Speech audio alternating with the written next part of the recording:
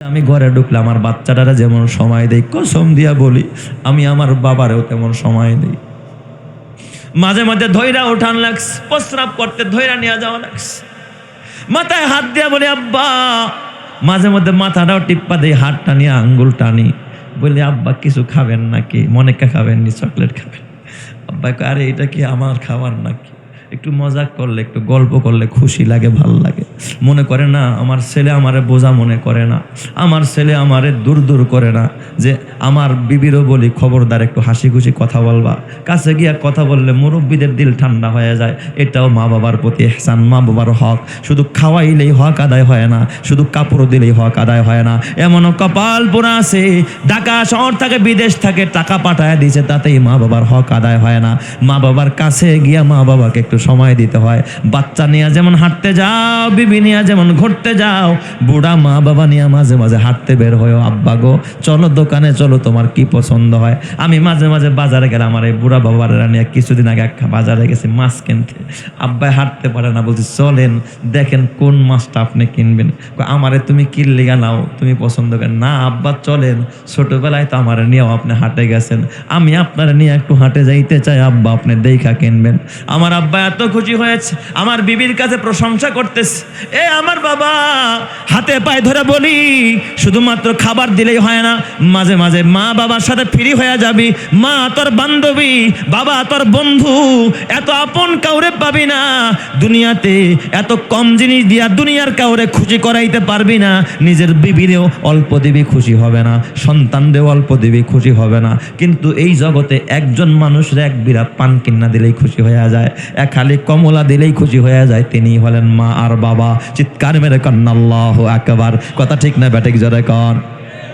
এ আমার বাবা, জগৎ বিখ্যাত আল্লাহর ওলি, জগৎ বিখ্যাত একজন মাযহাবের ইমাম, ইমামে শাফি রহমাতুল্লাহ আলাইহি। ইমামে শাফি রহমাতুল্লাহ আলাইহি এত বড় বুজুর্গ, এত বড় আল্লাহওয়ালা ইমামে শাফি মাযহাবের ইমাম, এত গবেষণা করতেন, এত মাসআলা নিয়ে ইস্তেমবাত করতেন।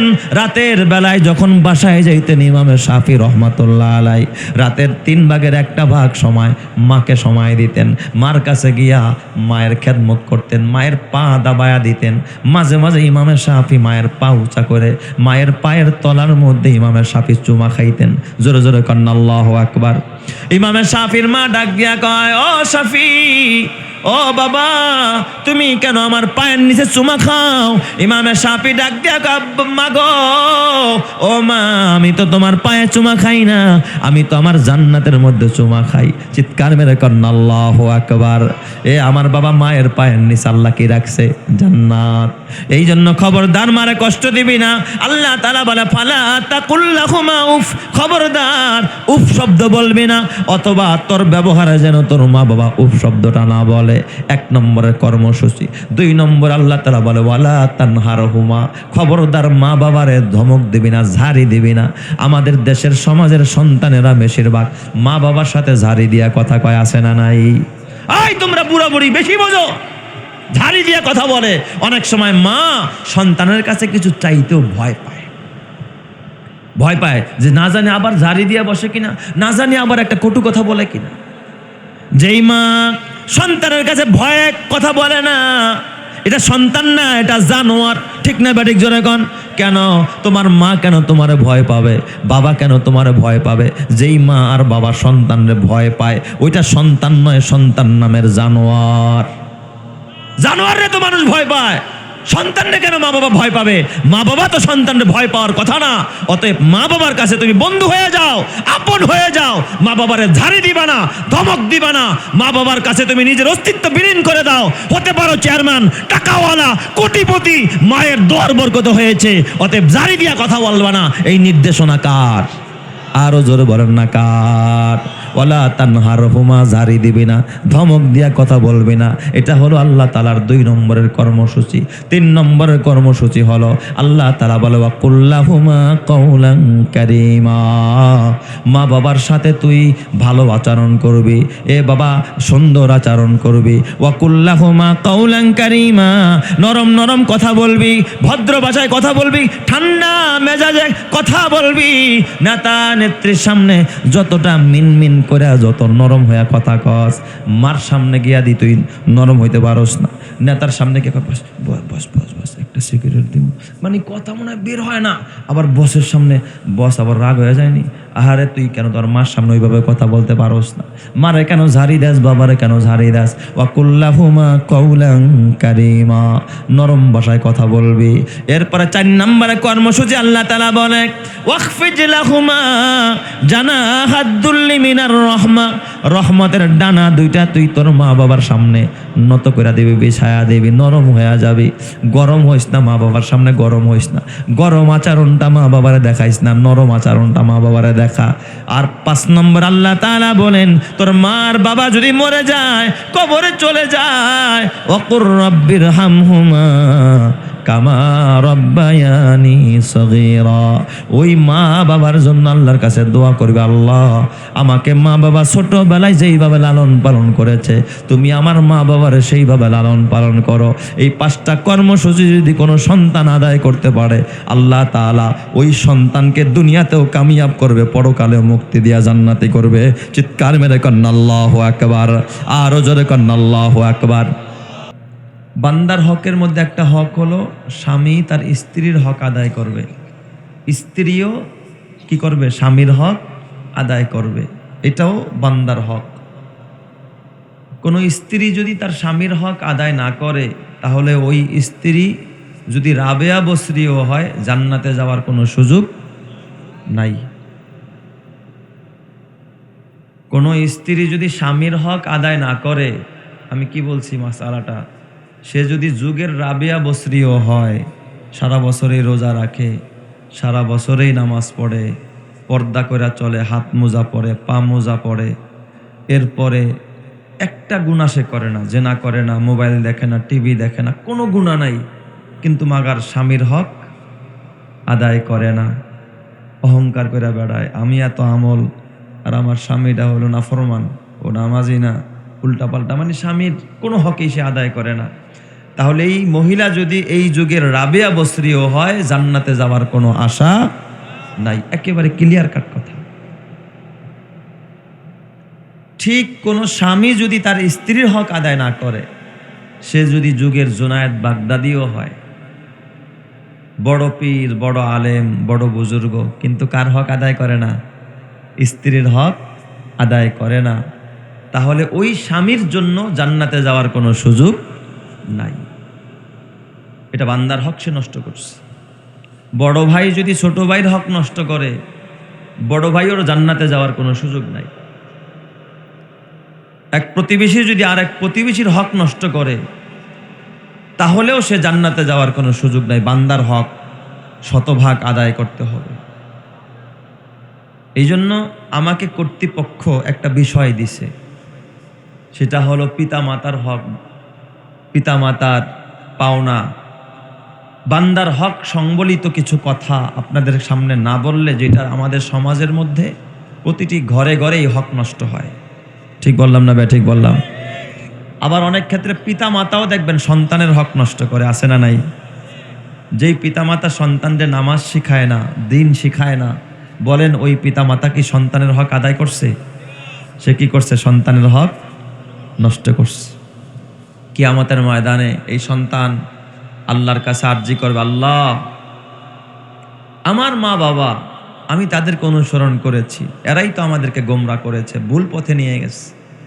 রব্বানা ইন্না আতা'না সাদাতানা ওয়া কুবারানা ফাআদাল্লুনাস সাবিলা। আল্লাহ আমরা তো এই যে আমার বড় যারা ছিল, বড় ভাই, আমার বাবা, আমার মা, এদের অনুসরণ করতাম, এরাই তো আমারে ভুল পথে নিয়ে গেছে, আমি আমার নেতার অনুসরণ করতাম। এরপরে কি বলবে জানেন? রব্বানা আতিহিম দি'ফাইনি মিনাল আযাব। আয় আল্লাহ এদেরকে আনো যারা আমার এই বিপদগামী করছে। আমার একদিন নামাজের জন্য ডাকে নাই যে চল নামাজে যাই, এই কথা আমার একদিন বলে নাই।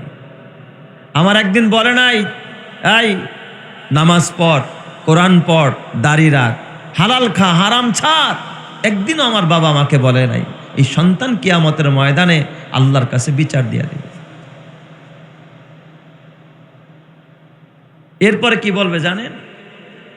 রব্বানা আতিহিম দিফাইনি মিনাল আযাব, আয় আল্লাহ তুমি তাদেরকে ডাবল শাস্তি দিবা, ডাবল আযাব দিবা। কেন?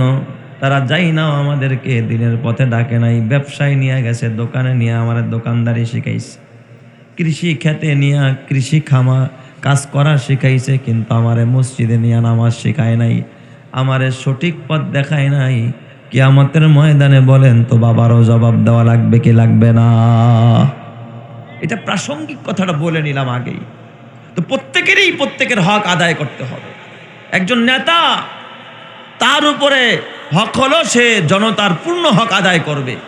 তার শক্তি থাকা সত্ত্বেও যদি এলাকায় কোনো অন্যায় হয়, অবিচার হয়, দুর্নীতি হয়, চাঁদাবাজি হয়, কোনো রকমের অবিচার হয়, এরপরেও যদি সে বাধা না দেয়, কিয়ামতে তাকেও আল্লাহ কাঠগড়ায় দাঁড় করাবে। ঠিক না ব্যাঠিক যারা কান দাঁড় করাবে না? দাঁড় করাবে। এই তুমি কথা বলো না বাবা, চুপ, আর না হয়তো এক সাইডে যায় বসো। তো এই জন্য হক আদায় করতে হবে। বান্দার হক যদি কেউ নষ্ট করে, জান্নাতে যাওয়ার কোনো রাস্তা নাই। তো আল্লাহ তাআলা আমাকে যে বিষয় কর্তৃপক্ষ দিয়েছে সেটা হলো পিতামাতার হক। পিতামাতার হক কি জিনিস? আল্লাহ তাআলা কোরআনের ভিতরে সূরা বনী ইসরাঈলের 23 এবং 24 নম্বর আয়াতের মধ্যে আল্লাহ তাআলা পিতা মাতার ব্যাপারে সন্তানকে 5টা কর্মসূচি দিছে। কয়টা? 5টা। আমি লম্বা করে বলার সময় নাই, হাদিস দিয়া যদি বুঝাইতে যাই অনেক সময় লাগবে। আমি যদি অন্যান্য তাফসিরের কিতাব থেকে বুঝাইতে যাই লম্বা সময় লাগবে। তাই কোরআনের আয়াতে আল্লাহ যতটুকু বলেছে অতটুকুই বলে শেষ করব। 5টা কর্মসূচি আল্লাহ তাআলা সন্তানকে দিয়েছে। কয়টা? 5টা। একেবারে সরাসরি আয়াতের মধ্যে আল্লাহ 5 কর্মসূচি দিয়েছে দুনিয়ার সন্তানদেরকে পিতামাতার হক আদায়ের ব্যাপারে। 5 কর্মসূচি আল্লাহ তাআলা সন্তানকে দিয়েছেন। সুবহানাল্লাহ, জোরে কোন সবাই। তবে আল্লাহ তাআলা এই কর্মসূচিগুলো ঘোষণা করার আগে শুরুতে তার হকের কথা বইলা নিছে। যেহেতু আমি আগেই বলছিলাম আল্লাহর হক সবচেয়ে দামি, এই জন্য আল্লাহ বান্দার হক বলার আগে নিজের হকের কথা বলে। ওয়াকাদা রাব্বুকা আল্লা তা'বুদু ইল্লা ইয়্যাহ। কযা শব্দ ব্যবহার করছে এখানে আল্লাহ তাআলা। কযা কাকে বলে দেখেন, কযা এর থেকে কাজী, কাজী মানে বিচারক, জাস্টিস। আমাদের দেশে যে জজ সাহেব, বিচারক সাহেবরা আছেন না, কোর্ট কাচারিতে যারা বিচার আচার করে, এদেরকে কি বলা হয়? কাজী বলা হয়। কাজী, কাজী। এই কাজী থেকে কযা। আমাদের গ্রাম অঞ্চলও দেখবেন বিভিন্ন বিচার আচার হয়, সালিশ হয় না? আপনাদের এই ফুলবাড়িয়াতে হয় কি না? হয় কি না? বিচার সালিশ হয়। আচ্ছা, এখানে যদি চেয়ারম্যান সাহেব বা এলাকার কোনো মান্যবর ব্যক্তি একটা হুকুম দেয়, এই তুই 500 টাকা অমুকরে দিয়া দিবি, তুই তারে আঘাত দিছস এই জন্য 500 টাকা দিবি। ইচ্ছা করলে সে মানতেও পারে, ইচ্ছা করলে নাও মানতে পারে। কথা কয় না কে? অনেক সময় মানে, অনেক সময় মানে না। সব বিচার কি মানুষ মানে? কয় আমি সানি বিচার চাই, আমি এটা মানি না। হ্যাঁ, সর্বোচ্চ কি করবে? ওই মান্যবর ব্যক্তি বা চেয়ারম্যান সাহেব বলবে, এই বেটা বেয়াদব, তুই বিচার মানুষ না, মুরব্বী মানুষ না, 2টা মন্দ কথা শোনাইতে পারবে, কিন্তু হাত করা লাগায়া জেলখানায় ঢুকানোর মতো ক্ষমতা তার বাপেরও। আমার কথা বোঝেন নাই মনে হয়। 2টা কটু কথা শোনাইতে পারবে, 2টা চট থাপ্পড় দিতে পারবে, কিন্তু হাজতে ঢুকানোর মতো ক্ষমতা এই এলাকার মাতব্বরের নাই। আছে? নাই। ঢুকাইতে হলেও মামলা দিতে হবে আগে, কিন্তু এই বিচার থেকে আপনি রায় দিবেন যে তোর 3 মাসের সাজা, যা জেলখানায় যা, এই সুযোগ কোনো বিচারকের হাতে আছে? নাই। এটা সালিশি, গ্রামের সালিশি। কিন্তু আপনাদের কাছে আমি বলি, এই যে গ্রাম্য সালিশ বিচার, এটা অমান্য করলে অন্তত একটু হুমকি দমকি শোনে, একটু কটু কথা শোনে, বেইজ্জত হয়। কিন্তু যদি জজের সামনে দাঁড়ায়া জজ সাহেব যখন কোনো ফায়সালা করে, কাজী সাহেব কোনো কযা, কোনো সিদ্ধান্ত দেয়, তখন কি আর ওই আসামি যদি কয় কাজী সাহেব মানি না আপনার এই বিচার, বৃদ্ধাঙ্গুলি দেখায়, তাহলে বলেন তো ওই জজ সাহেব তাকে হাত করা লাগায়া জেলে পাঠানোর ক্ষমতা তার আছে না নাই? কথা বলেন না কেন? আছে না নাই? আছে। তখন তার বিরুদ্ধে ডাবল মামলা হবে। একটা হবে সে তো আগেরই অপরাধী, এখন আবার জজের হুকুম মানে নাই, কাজীর বিচার মানে নাই, এখন তাকে হাত করা লাগাও, ডাবল মামলায় তাকে আবার শুনানি করাও, আবার তাকে বেশি দিন জেলখানায় থাকতে হবে। আমি ঠিক বললাম না বেঠিক বললাম?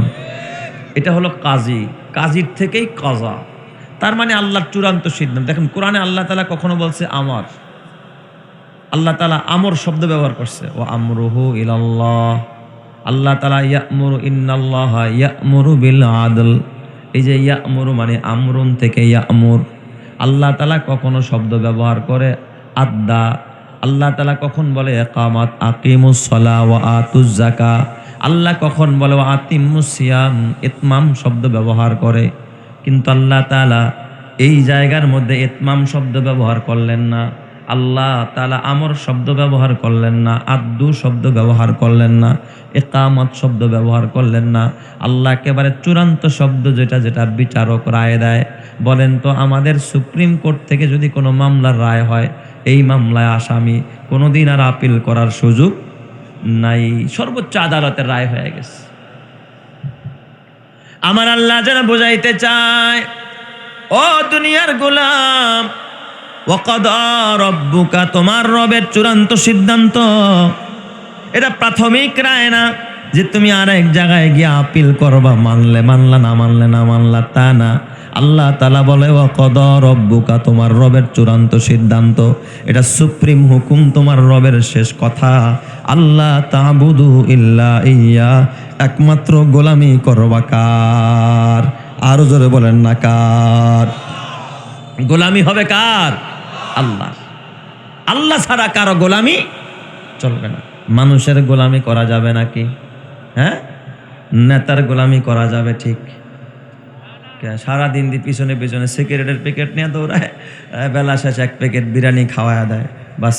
তাহলে এই যে সারাদিন ঘুরলো, নামাজ পড়লো না, সারাদিন ঘুরলো মার্কাটা কি অমুক, মার্কাটা কি তমুক, এই যে মার্কা মার্কা করতে করতে ঘুরলো, কিন্তু কপাল পরায় ভোট চাইলো, সব করলো, মাগার নামাজ পড়লো না। রবের গোলামি বাদ দিয়া যে মানুষের গোলামি করে, বলেন তো এই লোকটা সে মানুষের গোলামি করে না রবের গোলামি করে? মানুষের করছে না? তাহলে তো বলতো আজান হয়েছে, বস চলেন নামাজ পড়ি আগে। নামাজে যায় না, আল্লাহর হুকুম মানে না, মানুষের গোলাম।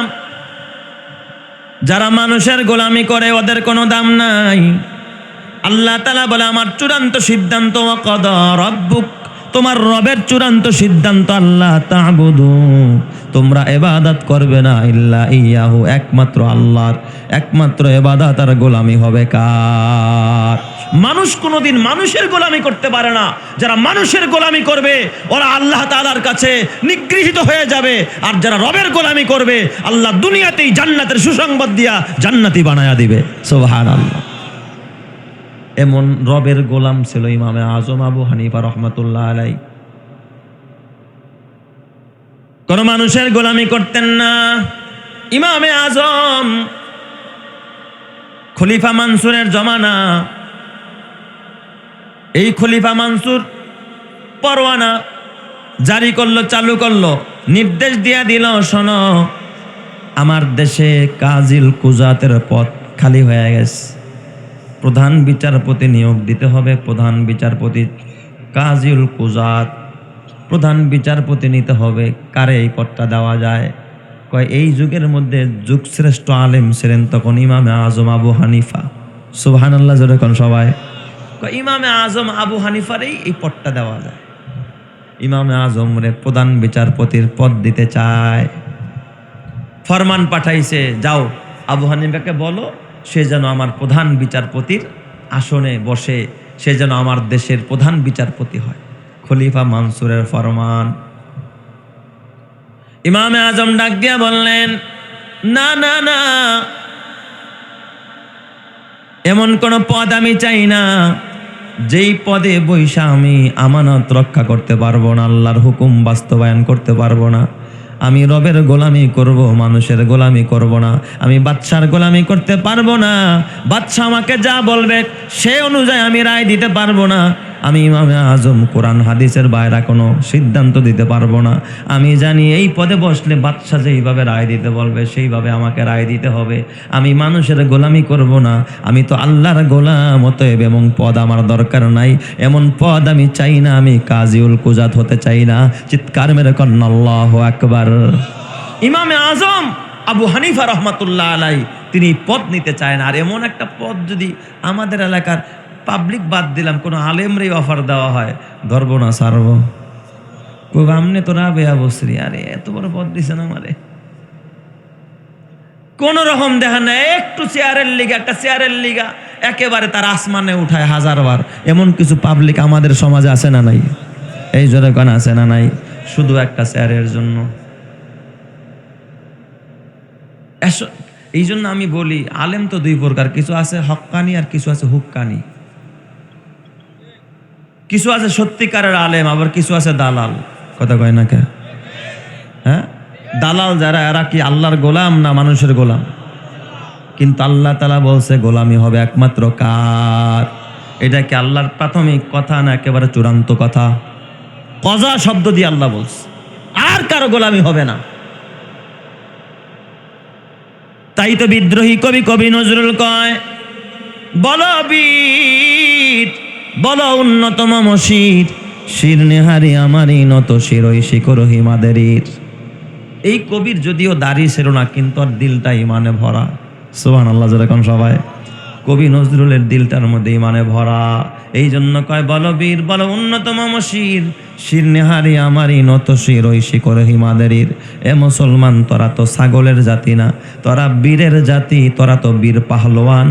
তোর মাথাটা বৃক্ষের সামনে নত হবে না, মাজারে নত হবে না, খাজার সামনে নত হবে না, দলের সামনে নত হবে না, নেতার সামনে নত হবে না, কোনো মূর্তির সামনে নত হবে না, উঁচা কোনো প্রাচীরের সামনে নত হবে না। তোর মাথা নত হবে একজনের সামনে। চিল্লায়া বলেন তিনি কে? আল্লাহ ছাড়া কারো সামনে মাথা নত হবে না। এরা জীবন দিয়া দিবে, এরা মরেও অমর হয়ে থাকবে। দেখেন না হাদি ছেলেটা, হাদি যদিও মরে গেছে, কিন্তু বলেন তো মরার পরে ওর দাম কমছে না আরো বাড়ছে? এরা মরেও অমর হয়ে আছে, ঠিক না বে ঠিক? তোমরা তো মনে করো মাল কামাইবা, আসন নিবা, সিট পাইবা, এমপি হইবা, মন্ত্রী হইবা, মাল কামাইবা আর অমর হইয়া থাকবা। কসম আল্লাহর, পারবা না। আল্লাহ তাআলা শুধুমাত্র টাকা দিয়া কেউ অমর হতে পারে না। যেমন আল্লাহ সূরা হুমাযার মধ্যে বলে, ইয়াহসাবু আন্নামা লাহু আখলাদা, তারা ধারণা করে তাদের মাল তাদেরকে অমর করে রাখবে। ইয়াহসাবু, তারা ধারণা করে, ইয়াহসাবু আন্নামা লাহু আখলাদা, তাদের মাল তাদের সম্পদ তাদেরকে অমর করবে। আল্লাহ তাআলা ডাক দেয়া কয়, কাল্লা, না না না, কশিন কালেও না। সাদ্দাদের সম্পদ সাদ্দাদদের অমর করতে পারে নাই, কারুনের সম্পদ কারুনরে অমর করতে পারে নাই, ফেরাউনের ক্ষমতা ফেরাউনরে অমর করতে পারে নাই। কাল্লা লা ইউমবাদান্না ফিল হুতামা, অবশ্যই অবশ্যই তাকে তার মাল সহ হুতামার মধ্যে নিক্ষেপ করা হবে। এরপর আল্লাহ কয়, ওমা দরা কামাল হুতামা, জানোনি হুতামা কি জিনিস? আল্লাহ জবাব দেয়, নারুল্লাহিল মুকাদা, হুতামা হলো প্রজ্বলিত আগুন। আগুনের মধ্যে তোর মাল সহ আল্লাহ তোরে ফালায়া দিবে। তোর মাল থাকলে মানুষ অমর হয় না, মানুষ অমর হয় মরে গিয়া অমর হয়। সুবহানাল্লাহ জোরে কোন সবাই, আরো জোরে কোন আল্লাহু আকবার। আল্লাহ পারে কে পারে না? হ্যাঁ, ইমামে আজম রে বলে, ইমাম তাড়াতাড়ি করে পদ নাও, নাইলে কিন্তু খবর আছে। ইমাম সাহেব কয়, যত খবর হোক আমার, আমি জেলখানায় যাইতে রাজি, মরতে রাজি, কিন্তু আমি কারো দালালি করতে রাজি না, কারো মানুষের গোলামি করব না। আমার যদি গোলামি করতেই হয় আমি একজনের গোলামি করব, তিনি কে? আল্লাহ। কোনো আপোষ নাই। ইমামে আজমরে ডাকানো হলো খলিফা মানসুর। ইমামে আজমরে তার খাস কামরা ডাকলেন। ডাকার পর ইমামে আজমরে সামনে বসায়া খলিফা মানসুর নিজে ওয়াজ করে, এই মিয়া এত বড় পদ কেন নেবেন না? এই পদ নেন, সব দেখবো আমি, আপনি খালি পদে খালি বসে থাকবেন। ইমামে আজম কয়, না বাদশা না, যেই পদে বসে আমি আল্লাহর হুকুম বাস্তবায়ন করতে পারবো না এমন পদ আমার দরকার নাই। সাথে সাথে খলিফা মানসুর একটা চাবুক হাতে নিছে। একটা চাবুক হাতে নিয়া ইমামে আজম, যেই মানুষটা 40 বছর পর্যন্ত এশারের ওযু দিয়া বাবা ফজরের নামাজ পড়েছে, রাতের বেলায় ঘুমাতেন, ওই মানুষটার গায়ে, ইমামে আজমের গায়ে খলিফা মানসুর চাবুক দিয়ে আঘাত করা আরম্ভ করে দিস। ইমামে আজমকে আঘাত করতিস। ইমামে আজম কোনো কথা কয় না, কারণ ইমামে আজম তো দুর্বল। আমার মতো মোল্লাকে যদি দেশের রাষ্ট্রপ্রধান আমারে পিটায়, বলেন তো এটার বিচার করার মতো কেউ কি আসেনি? আছে। কত আলেমদেরকে দিনের পর দিন, মাসের পর মাস রিমান্ডে দিল, কত শাস্তি দিল। বলেন তো আলেমরা দুর্বল? আলেমরা এই কালে পাবে না, কিন্তু আলেমরা পাবে এক জায়গায়। সেই জায়গার বিচারক হবেন যিনি, চিল্লায় বলেন তিনি কে? আরো জোরে বলেন না তিনি কে? যার কথা কয় প্রজাপতি ফুলের কানে কানে, যার প্রেমেতে চাঁদ জেগে রয় নিঝুম তারার বনে, তার প্রেমেতে ভাষাই তরি আমরা গানে গানে, আমরা গানে গানে। আল্লাহু আল্লাহ বলো, আল্লাহু আল্লাহ, আল্লাহু আল্লাহ বলো, আল্লাহু আল্লাহ। সবাই আল্লাহু আল্লাহ বলো, আল্লাহু আল্লাহ, আল্লাহু আল্লাহ বলো, আল্লাহু আল্লাহ। যে পাতায় পাতায় সবুজ মেখে ফুলকে দিল ঘ্রাণ, মিনারে মিনারে উড়ে যার নামে রাজান, তার নামেরই করছি জিকির আমরা সবাই মিলে, আমরা সবাই মিলে। আল্লাহু আল্লাহ বলো, আল্লাহু আল্লাহ, আল্লাহু আল্লাহ বলো, আল্লাহু আল্লাহ। যার কথা কয় প্রজাপতি ফুলের কানে কানে, যার প্রেমেতে চাঁদ জেগে রয় নিঝুম তারার বনে, তার প্রেমেতে ভাষাই তরি আমরা গানে গানে, আমরা গানে গানে। আল্লাহু আল্লাহ বলো, আল্লাহু আল্লাহ, আল্লাহু আল্লাহ বলো, আল্লাহু আল্লাহ। ও যার নামেতে বইছে নদী ভাঙছে সাগর ঢেউ, যার নামেতে আশেকে হয়ে পাগল হইল কেউ, তার নামেরই করছি জিকির আমরা সুরের তানে, আমরা সুরের তানে।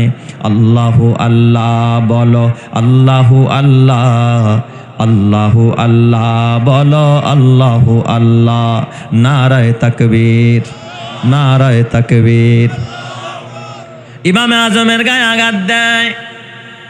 ইমামে আজম তারপরে দায়িত্ব নিতে চায় না। ইমামে আজম কাঁদতে কাঁদতে বের হয়ে চলে যায়, লজ্জায় মাথাটা হেড হয়ে যায়। এত বড় আলেম, এ আমার বাবা সাহাবী দেখেছেন, যেই চোখ সাহাবী দেখেছে, আল্লাহর নবী কয় খায়রুল কুরুনি করনি সুম্মাল্লাযিনা ইয়ালুনাহুম, সুম্মাল্লাযিনা ইয়ালুনাহুম। কয় সবচাইতে দামি যুগ, সোনালী যুগ, স্বর্ণের যুগ হলো আমার যুগ, এরপরে সাহাবীর যুগ, তাবেঈর যুগ।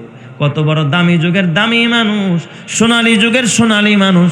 ওই সোনালী গায়ে, সোনালী যুগের মানুষের গায়ে খলিফা মানসুর তার ক্ষমতার জন্য প্রহার করছে, বেত দিয়ে আঘাত করেছে। বিচার কারো কাছে দেয় না, কিন্তু মনে মনে বিচার তো একজনের কাছেই দেয়। চিল্লায় বলতে হবে তিনি কে? চলে গেছে দরবারে। খলিফা মানসুরের একজন চাচা ছিল। এই চাচায়, সে তো বয়োবৃদ্ধ মানুষ, উনি ডাক দিয়া বলে, ও খলিফা মানসুর, কামটা ঠিক করো নাই। এত বড় একজন বর্ষিয়ান আলেমের গায়ে তুমি আঘাত করলা, কাজটা ঠিক করো নাই। তোমার পতন অনিবার্য। তুমি আবু হানিফার গায়ে আঘাত করেছ, নোমান ইবনে সাবেতের গায়ে। জলদি যাও, ক্ষমা চাও। যদি ক্ষমা না চাও, তোমার পরিণতি কিন্তু ভালো হবে না। খলিফা মানসুরের ভিতরে একটু ভয় আসছে। ভয় আসার পর খলিফা মানসুর চিন্তা করলো, আমি বাদশাহ গিয়া যদি ক্ষমা চাইতে হয় তো আমার কোনো প্রেস্টিজ থাকে না, সব শেষ হয়ে যায়। একজন রাজ্যের লোক, রাষ্ট্রের একজন লোক নিয়োগ করছে, অনেকগুলো স্বর্ণ মুদ্রা দিছে, একটা থলি ভরা স্বর্ণ মুদ্রা, এক ব্যাগ স্বর্ণ মুদ্রা দিয়া কয়, যাও এই স্বর্ণ মুদ্রাগুলো নিয়ে যাও, নোমান ইবনে সাবেতরে হাদিয়া দিবা। যাও আমার পক্ষ থেকে গিয়া নোমান ইবনে সাবেতরে, আবু হানিফারে এগুলো হাদিয়া দিয়া দিবা। আর তাকে বলবা যে খলিফা আপনার কাছে ক্ষমা চাইছে, আপনি খলিফারে মাফ করে দেন। সুবহানাল্লাহ, যখন সবাই খলিফারে আপনি মাফ করে দেন। উজির পাঠাইছে, উজির গিয়া ইমামে আজম আবু হানিফাকে সালাম দিয়া বলে, ও ইমামে আজম, খলিফা আপনাকে সালাম জানাইছেন, আপনার কাছে হাত জোর করে ক্ষমা চাইছেন, আপনি খলিফারে মাফ করে দেন। ইমামে আজম কত বড় মানুষ, সাথে সাথে ডাক দিয়া কয়, উজির, আমি ইমামে আজমকে দিল থেকে আমি খলিফা মানসুরকে দিল থেকে ক্ষমা করে দিলাম, তার প্রতি আমার কোনো রাগ নাই, গোসা নাই, আমি তারে মাফ করে দিলাম। চিৎকার মেরে কন্না আল্লাহু আকবার। কথাটা বলতে দেরি, ক্ষমা করতে দেরি নেই। যে যত বড় তার দিলটাও তত বড়, মাফ করে দিস। এরপরে ওই থলেটা বের করছে, কয় নেন, এই যে দেখেন এক থলে স্বর্ণ মুদ্রা আপনারে বাদশাহ খলিফায় হাদিয়া দিস। ইমামে আজম ডাক দিয়া বলেন, ও উজির, না না না, আমি তো তারা ক্ষমা করেছি, আমি হাদিয়া নিব না, আমি তার স্বর্ণ মুদ্রা আমি গ্রহণ করব না। কয় আপনি যদি এটা গ্রহণ না করেন তাহলে খলিফা মনে মনে বুঝবে যে আপনি তারা ক্ষমা করেন নাই। আপনি এটা গ্রহণ করলেই খলিফা বুঝবে আপনি তারা কি করছেন, ক্ষমা করছেন। আর এটা যদি গ্রহণ না করেন তাহলে খলিফা মনে করবে আপনি তারা ক্ষমা করেন নাই। ইমামে আজম কয়, না, আমি মুখে যেটা বলি আমার দিলেও তাই, আমার বাদশার প্রতি কোনো রাগ নাই, আমি খলিফা মানসুরে মাফ করে দিলাম, কিন্তু আমি তার হাদিয়া গ্রহণ করব না। এই উজিরও ছিল বড় নাসর বান্দা, কয় কেন করবেন না, আপনাকে করতেই হবে। কিছু বাদশাদের চাটুকার থাকে না, এরাই পেশটা বেশি লাগায়। কয় না, আপনি চলে যান, এইগুলো নিয়ে যান, আমারে কোনো প্রশ্ন করেন না। কয় না, কেন গ্রহণ করবেন না, আমাকে বলতে হবে। ইমামে আজম রে বিরক্ত করতেছে, বলতে হবে। ইমামে আজম ডাক দিয়া বললেন, এ ভাই, আমি হাদিয়া এই জন্য নিব না, আমি জানতে চাই এই যে খলিফা এতগুলো স্বর্ণ মুদ্রা আমার কাছে পাঠাইছে, তার মানে লক্ষ লক্ষ টাকার সম্পদ, মানে এই স্বর্ণ মুদ্রাগুলো, এতগুলো স্বর্ণ মুদ্রা আমি ইমামে আজমের জন্য পাঠাইছি, এই স্বর্ণ মুদ্রাগুলো কার কার সম্পদ? কয়গুলো বাইতুল মাল, দেশের সম্পদ। বাদশার কাছে দেশের কোষাগার আছে, সব আছে, সেখান থেকে আপনার হাদিয়া দিছে, উনি দেশের বাদশা, সমস্যাটা কোথায়? ইমামে আজম ডাক দিয়া বললেন, এই জন্যই তো আমি হাদিয়া নিব না, এটা তো দেশের সম্পদ, প্রত্যেকটা স্বর্ণ মুদ্রার প্রতি দেশের যতজন জনগণ আছে প্রত্যেকেরই একটা হক আছে, কথা কয় না? আপনি দেশের সম্পদ চাইলেই কাউরে দিয়া দিতে পারেন না, এই ক্ষমতা আপনার নাই। আছে দেশের সম্পদ, আপনার আমার ট্যাক্সের টাকাই তো সেখানে জমা হয়, আপনার আমার জমির ট্যাক্স, মোবাইলে কথা বলেন এই ট্যাক্স, সবগুলো জমা হয়েই তো দেশের একটা সম্পদ, ঠিক না? এটার প্রতি প্রত্যেকেরই হক আছে। পার্সোনালভাবে, ব্যক্তিগতভাবে দেশের কোনো শাসকও দেশের সম্পদ কাউকে হাদিয়া দিতে পারে না, এই ক্ষমতা দেশের শাসকেরও নাই। ইমামে আজম কয়, আমি এটা কেমনে গ্রহণ করি, এটা তো দেশের সম্পদের সম্পৃক্ততা আছে, কিন্তু আমার দেশের রাজনীতি আহার আমি বুঝি না। যখন এই ক্ষমতায় যাওয়ার পথ হয়, কয় আমরা এটা দিম, ওইটা দিম, এই দিম, সেই দিম, রেশন দিম, এইটা দিম, কত কিছু দিয়ালাই বাহারে, এখন দাও না কে? ক্ষমতায় গিয়া সব দিয়ালাম, ক্ষমতায় গিয়া তোমার বাপের সম্পদ দিবা না মার সম্পদ দিবা? দেশেরটাই তো দিবা। ঠিক বললাম না? ঠিক বললাম? আর এইগুলো গরিবরা পায়, কথা বলেন, গরিবরা পায়? গরিবরা পায় না, এগুলো তো দলীয়, এগুলো সব কি দলীয়।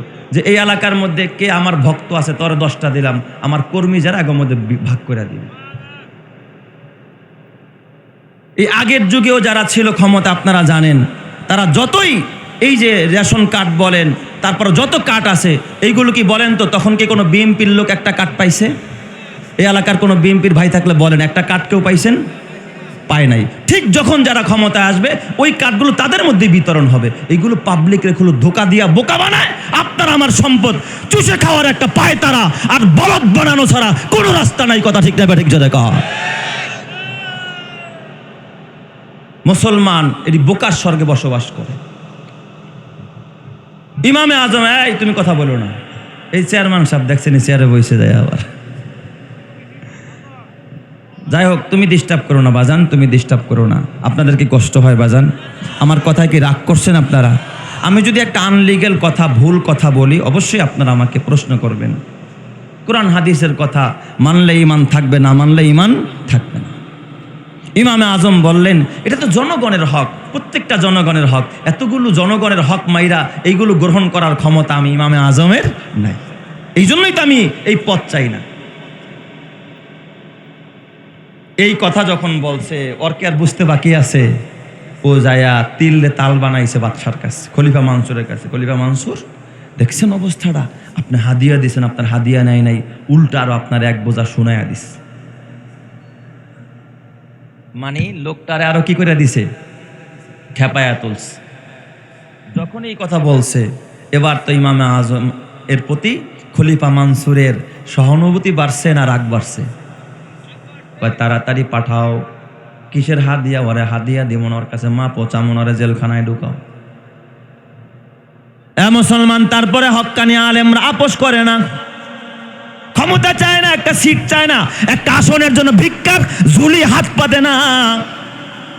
কসম দিয়া বলি মুসলমান, আমাদের আকাবিরদেরকে দেখো, উলামায়ে কেরামের শান দেখো, তাদের মান দেখো। ইমামে আজম আবু হানিফা রহমাতুল্লাহ আলাইহি, তাকে বন্দি কইরা জেলখানার মধ্যে নিয়ে যাওয়া হলো।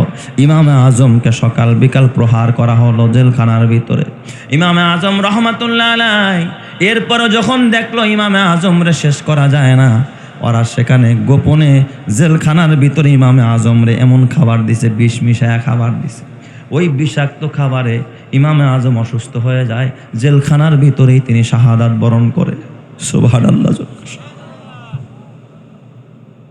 তারপর বশ্যতা স্বীকার করে নাই। আল্লাহ তাআলা তো এই কথাটাই কয়, ওয়াকাদা রাব্বুকা আল্লা তা'বুদু ইল্লা ইয়া। আল্লাহ কয়, দুনিয়ার গোলামেরা, তোরা কিন্তু আমার গোলাম, আরে গোলামি করবি তো এক আল্লাহর গোলামি কর, মানুষের গোলামি না, নেতার গোলামি না, সরকারের গোলামি না, বিরোধী দলের গোলামি না, এ দুনিয়ার গোলামি না, দোকানের গোলামি না, টাকার গোলামি না, বোর গোলামি না, নেতার গোলামি না, জনতার গোলামি না। গোলামি করতে হবে একজনের, চিল্লায়া বলতে হবে তিনি কে? আরো জোরে বলেন না, তিনি কে? আল্লাহ। এটা হলো আমার চূড়ান্ত ফায়সালা। এরপরে আসতেছে আল্লাহর হক, এক কথায় শেষ করে দিয়েছে, গোলামি করবে একমাত্র আল্লাহর, এক কথার মধ্যে তার হক চূড়ান্তভাবে আল্লাহ বলে দিছে। এরপর আল্লাহ তাআলা বলতেছে বান্দার হকের কথা। বান্দার হকের মধ্যে সবচাইতে দামি হক হলো মা বাবার হক। আল্লাহ তাআলা এরপরে বলেন, ওয়াবিল ওয়ালিদাইনি ইহসানা। এ দুনিয়ার মানুষ, শুনে রাখ, আমার গোলামি যেমন তোর উপর আমি অবধারিত করলাম, এটা আমার চূড়ান্ত সিদ্ধান্ত। এই জমিনের ভিতরে সবচাইতে তোর কাছে ভালো ব্যবহার পাওয়ার যোগ্য, সবচাইতে উত্তম ব্যবহার পাওয়ার যোগ্য হলো তোর মা আর তোর বাবা। চিৎকার মেরে বলেন কথাকার? আরো জোরে বলেন না কথাকার? আল্লাহ। মার বাবার প্রতি ইহসান করবি। ওয়াবিল ওয়ালিদাইনি ইহসানা, পিতা মাতার প্রতি ইহসান কর। এখানে একটা কথা আমরা অনেক সময় বয়ানেও বলি যে মা বাবার 14টা হক আছে, বাইচা থাকলে এতটা, মরে গেলে এতটা, আমরা বলি না বয়ানে? কিন্তু আমার একটা কথা, আল্লাহ তাআলা কোরআনের কোথাও কয় নাই মা বাবার হক আদায় কর। এক জায়গায় আল্লাহ কয় নাই মা বাবার হক আদায় কর। কি কইছে আল্লাহ জানেন? ওয়াবিল ওয়ালিদাইনি ইহসানা, পিতা মাতার প্রতি ইহসান করে। ইহসানের কথা বলছে, হক আদায় করতে বলে নাই। তাইলে বলতে পারেন হুজুর হক কি জিনিস আর ইহসান কি জিনিস? হক বলা হয় পাওনা যথাযথভাবে তাকে বুঝায়া দেওয়া। যেমন একজনে অটো গাড়িতে উঠে আপনি এখান থেকে ফুলবাড়িয়া গেছেন, 20 টাকা ভাড়া আছে মনে করেন, তার পাওনাটা তাকে ওখানে যাওয়ার পরে 20 টাকা দিয়া দিলেন, তার মানে আপনি কি আদায় করছেন? হক আদায় করছেন। কথা বোঝেন নাই? আর আপনার ভাড়া আছে মনে করেন একটা ভ্যান ভাড়া, এখান থেকে 20 টাকা ফুলবাড়িয়া বাজারে, আপনি বাজারে গিয়া করেন, এই বেটা ফকিন্নির বলা, দেরি করছস, কি গাড়ি চালান শেখোস নাই? হ্যাঁ, কষ্ট হয়েছে আমার, 20 টাকা ভাড়া না, তোর 20 টাকা দিব না, 10 টাকা নিয়ে যা। থাপ্পড় দিয়ে 10 টাকা দিয়ে গেছেন গা। তার মানে আপনি তারপরে কি করছেন? জুলুম করছেন। জুলুম। পাওনা তারে দেন নাই, 20 টাকা পাওনা ছিল, পাওনা থেকে কম দেওয়া মানে জুলুম করা। আরেক ভাই, বাবা এলাকার ইমাম সাহেব মানুষ, নুরুজ্জামান শাহ হুজুর, গেছে ফুলবাড়িয়া, দেখে বুড়া মানুষ ভ্যান চালায়, আহারে কষ্ট লাগছে, মায়া লাগছে। ভাই আপনি এত কষ্ট করে নেন, 20 টাকা ভাড়া, আমি আপনার 25 টাকা দিলাম, 5 টাকা দিয়া চা খাইয়েন, 20 টাকা ভাড়া দিলাম, 5 টাকা আপনারা কি দিলাম, চা খাইতে দিলাম। এখন তো 5 টাকায় চাও পাওয়া যায় না। এই 5 টাকা দিলাম, 1 কাপ রং চা খায়েন। বলেন তো নুরুজ্জামান সাহেব হুজুর এই ভ্যানওয়ালার প্রতি কি করছে? এহসান করেছে, এহসান। তার মানে এহসান মানে পাওনার চাইতেও, কথা কয় না। এহসানের সংজ্ঞাটা বুঝাইলাম, উদাহরণ দিয়া বুঝাইলে এখন আপনারা বুঝবেন ভালো। আমি সংজ্ঞা যদি আরবিতে গ্রামার দিয়া বুঝাই বুঝবেন না, এই জন্য উদাহরণ দিয়া বুঝাইলাম। পাওনার চাইতে বেশি দেওয়ার নাম কি? সবাই বলেন। পাওনার চাইতে বেশি দেওয়ার নাম কি? এহসান। আর যা পাবে তা দেওয়া, এটার নাম কি? হক। এটার নাম কি? হক। আর যা পাবে তার চাইতে কম দেওয়ার নাম কি? জুলুম। তার নাম কি? জুলুম। এবার বুঝছেন না কথা? আচ্ছা, যা পায় তা দেওয়ার নাম হলো হক, কম দেওয়ার নাম জুলুম, বেশি দেওয়ার নাম এহসান। আল্লাহ কোরআনের কোথাও কয় না পিতামাতার প্রতি হক আদায় কর, তার মানে যা পায় তাই দেয়, কথা আল্লাহ কয় না। আল্লাহ কয় ওয়াবিল ওয়ালিদাইনি ইহসানা। কোরআন অন্যত্র খুলে দেখেন, আল্লাহ তাআলা বলে ওয়াবুদুল্লাহ ওয়ালা তুশরিকু বিহি শাইআ ওয়াবিল ওয়ালিদাইনি ইহসানা। এখানেও আল্লাহ তাআলা ইহসানের কথা কয় না আদ্দুল হুকুকা, হক আদায় করে এই কথা কয় না। আতিমুল হক্কা হুকুকা এই কথা আল্লাহ বলে না। আল্লাহ বলে ওয়াবিল ওয়ালিদাইনি ইহসানা। অন্য জায়গায় কা ওয়াসাইনাল ইনসানা বিওয়ালিদাইহি ইহসানা। আপনি হাফেজ সাহেব যদি হয়ে থাকেন, কোরআনের একটা আয়াত দেখান যেখানে আল্লাহ বলছে মা বাবার হক আদায় করো। আল্লাহ সব জায়গায় কয় মা বাবার প্রতি ইহসান করো। তার মানে মা বাবা যা পাবে তা দিবেন না তার চাইতে। আমার ওয়াজ বোঝেন না আপনারা? ওয়াজ বুঝছেন? আচ্ছা, একটা উদাহরণ দেয়া বোঝাই। এই যে শীতের দিন যায়, মা ডাক দেয়া কয় বাবা রে, এ আমার বাবা, ঘরের মধ্যে ফ্লোরটা ঠান্ডা, পাড়াইতে আমার কষ্ট হয়, যদি পারো বাবা আমার লেগে এক জোড়া পঞ্চ স্যান্ডেল আইনে ঘরে পায়ে দেওয়ার মতো। এমন অনেক সময় মা বাবা সন্তানের কাছে চায় না? চায়। সন্তান বাজারে গিয়া কোন রকমের ওই ভ্যানে করে একেবারে হকাররা বেচে না, হ্যাঁ, আপনার ওই যে কি কয় এটাকে কি বলে, হরেক মাল, অথবা ওই যে 1 থেকে 99 টাকা দাম, এক দামে বেচে না, কিছু একেবারে কম দামের এক জোড়া স্যান্ডেল আইনা দিছে। বলেন এই মা যা চাইছে তাই আইনা দিছে। এই সন্তান কি করছে? মার হক আদায় করছে। মা যতটুকু চাইছে অতটুকুই দিস। আর সন্তান যদি চিন্তা করে আহারে আমার মায়ে চাইলো, জীবনে চায় না, তাইলে মার জন্য এক জোড়া, ঘরে পায়ে দেওয়ার জন্য এক জোড়া পঞ্চ নিছে, আর এক জোড়া স্যান্ডেল কিনছে বাটা শোরুমে গিয়া, সুন্দর দামি এক জোড়া জুতা। আমার মা তো দেখি মাঝে মাঝে নানি বাড়িতেই পঞ্চ পায়দায় যায়, একটা দামি চামড়ার স্যান্ডেল মার জন্য কিনে নিয়ে গেলাম, আর একটা জুতা কিনছে একটু বারামেসের, যেন মা একটু আশেপাশে যদি একটু তালিমে যায়, ওয়াজ শুনতে যাইব, ওই দিন যেন এই জুতাটা পায় দেয়। 3 জোড়া জুতা কিনে আনছে মার লেগা। ঘরে আসার পর মাইকা কিরে তোর টাকা বেশি হয়ে গেছে নাকি, এতটি জুতা আনছিস কি লেগা আমার লেগে? ছেলে ডাক দিয়া কয় মা, ছোটবেলায় আমার পোশাক কিনতে গিয়া আপনি বলেন আপনার 6 মাসের বাচ্চার জন্য পোশাক কিনতে গেলে আপনি একটা গেঞ্জি কিনেন না 10টা একসাথে, পায়জামা কিনতে গেল 10টা একসাথে কিনেন। আমার জন্য মা ছোট্টবেলায় কত আনলাম মা, ও মা এই যে এই জোড়া জুতা হলো পঞ্চ, এটা ঘরে পায়ে দেবা, আর এটা হলো বাটা জুতা মা, বড় দামি জুতা, এই জুতাটা পায়ে দিয়া মাঝে মাঝে নানু বাড়িতে বেড়াইতে যাইবা। মা ওই যে আমার বোনটারে বিয়ে দিছো, ওরে দেখতে গেলে এই জুতাটা পায়ে দিয়া যাইবা।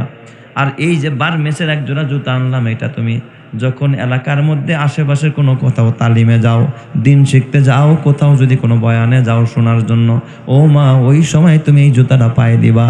মা যদিও তোমারে বলছে তোর টাকা বেশি হয়েছে নাকি, এতটি আনছিস কেন, কিন্তু মা যায় না মাঝে বৈশা বুক ভাসায় আর কাঁদে আর আল্লাহ আমার সন্তানটা কত দামি সন্তান, আল্লাহ চাইলাম 1 জোড়া আনলো আমার সন্তান 3 জোড়া, চাইলাম খালি কমলা আনছে, আপেল কমলা আঙ্গুর অভাব নাই। এই সম্মা দেখবেন পাশের বাড়ির আপনার খালাম মারা ডাক দিয়া বলবে, ও বোন শুনছনি, আল্লাহ তো আমার ঘরে একটা ফেরেশতা পাঠাইছে ফেরেশতা। আমার সন্তানটা বড় পাগল, আমি যা চাই তার থেকে বেশি দেয়। এমন একটা সন্তান যদি ঘরে থাকে আর মা যদি দোয়া দিয়া দেয়, এই সন্তানের দুনিয়া ও আখেরাতে কল্যাণ দিয়া ভরে দিবেন যিনি, তিনি কে? আরো জোরে বলেন না, তিনি কে? আছে না নাই? তাহলে এটার নাম হলো ইহসান। বাবা অনেক সময় বুড়া মানুষ, লুঙ্গি ছিঁড়ে গেছে, আমিও দেখি মাঝে মাঝে মসজিদের দরজার সামনে পুরান জুতাগুলো বাহিরে রাখে, নতুন জুতাগুলো মানুষ ভিতরে নিয়ে যায়। আমি একদিন জুতার উপরে পাড়া দিছি, একটা গুণা আমার পার মধ্যে ঢুকে গেছে। তার মানে যে এই জুতার উপরে পাড়া দিছে, ওই জুতাটা গুণা দিয়া বাঁধছে আর কি, ছিঁড়ে গেছে বেল, গুণা দিয়া বাঁধছে। তো আমি আর কিছু কই নাই, রক্ত বের হয় না, একটু খোসা লাগছে, আমি কষ্ট পাইছি। দেখি নামাজ পড়া কে এটা পায় না এই জুতাটা। হঠাৎ দেখি সর্বশেষ একজন বুড়া মুসল্লি, লাঠি একটা হাতে, কুজা হয়ে গেছে, কোমরটা বাঁকা হয়ে গেছে। ওই বুড়া বাবা দেখি কোন রকমের এই জুতাটা পায়ে দিয়া বাসার দিকে রওনা। আমার দিলের মধ্যে কষ্ট লেগে গেল। এই যে বুড়া মানুষ কেমন একজোড়া জুতা পায়ে দিছে, ভালো মতো বাঁধতেও পারে নাই, কত কষ্ট করে। আল্লাহ, অনেক সময় বাবারা লুঙ্গিটাও সেলাই করে পরে, মাঝে মধ্যে সন্তানের কাছে চাইতে সাহস পায় না। যদি কোনো সময় বলে, বাবা আমার লুঙ্গিটা ছিঁড়ে গেছে, তুমি একটা পারলে লুঙ্গি আইনা দিও। আদর্শবান সন্তান যদি হয়, বাবার জন্য দুইটা লুঙ্গি কিনবে, একটা দামি আর একটা কম দামি, ঘরে পরার জন্য একটা, আর একটা মসজিদে বাহিরে যাওয়ার জন্য আর একটা। বাবা বলবে, বাজান কেন দুইটা আনলি? কিন্তু বাবা যদি ওই কথা কয়, মসজিদে গিয়া ইমাম সাহেবের হাতটা ধরে কান্দে আর কয়, হুজুর আমার বাজানের লেগে একটু দোয়া করেন, মনটা বড় ভালো, আমি বাবারে বড় ভালোবাসি। এইটাই হলো মা বাবার নেক নজর। ওই যে কয় না যে মা বাবার দিকে নেক নজর দিলে খালি নেকি আর নেকি, এটার নাম হলো নেক নজর। যে মা যা চায় তার জরুরত মনে করে বেশি দেওয়া, বাবা যা চায় তার বেশি দেওয়া, এটাকে বলে নেক নজর। আর ওই মা আর বাবা যদি দোয়া দিয়া দেয়, এই সন্তানকে দুনিয়া ও আখেরাতে কামিয়াবি দিয়া জান্নাতি করে দিবেন যিনি, তিনি কে? আরো জোরে বলেন না, তিনি কে? আল্লাহ। এটার নাম হলো ইহসান। আর আমাদের সন্তানেরা মা বাবা নিয়ে ভাগাভাগি করে, বিচার সালিশ হয়, তিন ভাই কে মারে খাওয়াবে, কে বাবারে খাওয়াবে, ভাগাভাগি করে। বড়টায় কয়, আমি তো 1 মাস খাওয়াইছি, মাস যারা তুই খাওয়াবি 1 মাস। ছোটরারে কয়, তুই খাওয়াবি 1 মাস। বাবার অপারেশন লাগবে, সেখানে টাকা খরচ হবে 50,000। বড়ডারে কয়, তুই দিবি, তুই বড়, তুই আগে আইসস, তুই বেশি খাইছস, তুই বাবার চিকিৎসা করাবি, আমরা টাকা দেব না। আসে না নাই? ভাগাভাগি করে। কসম আল্লাহর, আমার চাকরি জীবনের শুরুর যুগে আমার মসজিদ এলাকায় এই রকমের সন্তানদের ভিতরে মা নিয়ে ভাগাভাগি এক বিচার বসছে। সেক্রেটারি সাহেব আমারে কয়, হুজুর এই বিচার আমরা কেমনে করবো, কোরআন হাদিস জানি না। হুজুর আজকের বিচারে আপনার সাথে নিয়ে যাব। আমার সাথে নিয়ে গেছে, আমি চুপচাপ দেখি এরা কি বিচার করে। সালিশে বৈশা এক ছেলে কয়, আমি এটা করছি, আমি সেটা করছি, আমি এটা কামাইছি, ওটা কামাইছি। ও করে নাই, ও খালি খাইছে। অতএব মারে এখনো টানবে, আমরা টানবো না, আমরা কষ্ট অনেক দিন করছি। মা ওর ঘরে খাবে। আর ওর কথা হলো না, আমি 1 মাস খাওয়ালে তুই 1 মাস খাওয়াবি, আমি 10 দিন খাওয়ালে তুই 10 দিন খাওয়াবি। এ নিয়ে মারে নিয়ে টানাটানি আর ভাগাভাগি আরম্ভ করছে। কিন্তু মা এবার মায়ের জবানবন্দি, মা ডাক দিয়া কয়, বিচারক যারা ছিলেন ডাক দিয়া কয়, না আমি সবার ঘরে খাবো না, মা শুধুমাত্র বড় পোলার ঘরেই খাইতে চায়, আমি ওর ঘরেই খাম। ও যদি শাক খাওয়ায়, নুন খাওয়ায়, আমি ওর ঘরেই খাম। এটা হলো মায়ের দাবি। ওর কথা হলো, আমার এখন ছেলে মেয়ে বেশি, ঘরে এখন সংসারে অর্থ কম, আপনি সবার ঘরে খান, আমার ঘরে কেন একা একা খাবেন? তো আমি শুনতেছি, আমি কিচ্ছু বলি না। তো একজনে জিজ্ঞাসা করলো, কেন আপনি তার ঘরে খাবেন? কারণ হলো কি, দেখবেন বড় বউ যারা আগে আসে, এরা অনেক সময় অনেক কিছু বুঝে, এদের রান্না বান্না করতে করতে মোটামুটি সব শিখছে। এ বুঝে এই কোন মানুষের জন্য কি খাবার তৈরি করতে হয়। নতুন বউরা এসারা টাং পাং করতে করতে শেষ, ও রান্না বান্নাও বোঝে না, ওই শুটকি রাইন্দা দিছে চিটাঙ্গা মায়া, এটা তো আর ওই শাশুড়ি আম্মায় পছন্দ করে না। বুড়া মানুষ কত কালার শুটকি খাবে? এই জন্য মা সব ঘরে খায়া মজা পায় না। এবার সবাই মিললে রায় দিয়া দিস যে, খালাম মা আপনি 3 ঘরেই খান, 10 দিন 10 দিন করে খান, 1 মাসে 3 ঘরেই খাবেন। এটাই তারা সিদ্ধান্ত দেয়। কিন্তু আমি তাকায় দেখি ওই মহিলাটা এই রায়ে সন্তুষ্ট না। আমি তখন দাঁড়ায় বললাম, ভাই আপনারা যারা বিচার করছেন আপনারা তো সামাজিক বিচার করেছেন, কিন্তু আমি একটা কথা বলি, যদি মনে চায় মাইনেন, না মনে চায় না মাইনেন। কয় হুজুর, খতিব সাহেব হুজুর বলেন আপনি কি বলতে চান। আমি বললাম, বড় ভাইকে ডাক দিয়া বললাম, এই ছেলে তুমি শোনো, তোমার মা যেদিন তোমার পেটে বোঝা পাইছে, তোমার অন্য ভাইরা দুনিয়ায় আসে নাই, তোমার মায়ের কষ্টটা কি কারোর সাথে সেদিন শেয়ার করতে পারছে নাকি? যে আমি একা পেটে বোঝা বহন করব না, তোর বাপ বহন করবে 3 মাস আর আমি করবো 3 মাস। এই তোর মা তোর পেটের মধ্যে নিয়ে তোর মাকে তোরে নিয়ে ভাগাভাগি করছে নাকি? তোর মা তো কোনোদিন ভাগাভাগি করে নাই। তোরে তো 2.5 বছর পর্যন্ত দুধ পান করাইছে তোর মা, কারোর সাথে ভাগাভাগি করে নাই। আজকে কেন তুমি মারে নিয়ে ভাগাভাগি করো? আমার কথা যদি মানতে হয় তাইলে মা যেই ঘরে খাইতে চায় ওই ঘরেই খাবে। অন্যরা যদি ডাকে তাহলে যাবে, মার মন চাইলে যাবে, না মন চাইলে না যাবে। মা যেখানে খায়া সুখ পায়, যেখানে খায়া শান্তি পায়, মা ওখানেই খাবে, ওখানেই থাকবে। এটাই আমার রবের নির্দেশ। চিৎকার মেরে কন আল্লাহু আকবার। কথা ঠিক না ব্যাটিক? জোরে কন, এই জোরে কন, কথা ঠিক কিনা? মা যেখানে খায়া স্বাচ্ছন্দ্য বোধ করবে। এই কথা যখন আমি বললাম, বড় ছেলে বুঝা ফালাইছে যে হুজুর কি বলতে চায়। ও তখন মায়ের পা জড়া ধরা কান্দে আর ডাক দিয়া কয়, মা তুমি আমার মাথায় হাত দিয়া দোয়া দিয়া দাও মা গো, আমি সম্পদ চাই না, আমার ঘরে যত অভাব থাকুক মা, তুমি আমার ঘরে থাকবা, আমার ঘরে খাইবা। মা ছেলের ওই দিন করুণ কান্নার এক পরিবেশ তৈরি হয়ে গেছে। 6 মাস যাইতে না যাইতে খবর পাইলাম ওই 2 সন্তানের চাইতে বড় সন্তান অনেক ভালো আছে, পরে নাকি একটা ফ্ল্যাটও কিনেছে। চিৎকার মেরে কন্না আল্লাহু আকবার। বলেন তো বরকতের মালিক কে? আরো জোরে বলেন না, বরকতের মালিক কে? এই জন্য যুবক ভাই হাতে পায়ে ধরে বলা যায়, আমার আল্লাহ তাআলা এই মা বাবা সম্পর্কে 5টা কর্মসূচি দিলেন। এই 5টা কর্মসূচি বইলে আমি বিদায় নিব, খেয়াল করেন। 1 নম্বর আল্লাহ তাআলা বলেন, এ আমার বাবা, ফালা তাকুল্লাহুমা উফিউ, কয় এই মা আর বাবা যদি বুড়াকালে তোর ঘরে থাকে, তোর কাছে যদি 2 জন থাকে অথবা 1 জন থাকে, 1 নম্বরের কর্মসূচি, 1 নম্বরের নির্দেশনা হলো ফালা তাকুল্লাহুমা উফ। খবরদার মা বাবার কোনো আচরণে তোর জবান দেয়া যেন উফ শব্দটা বের না হয়। অনেক সময় দেখবেন ঘরের ভিতরে মা বাবারা বুড়া হয়ে গেলে বাচ্চাদের মতো হয়ে যায়।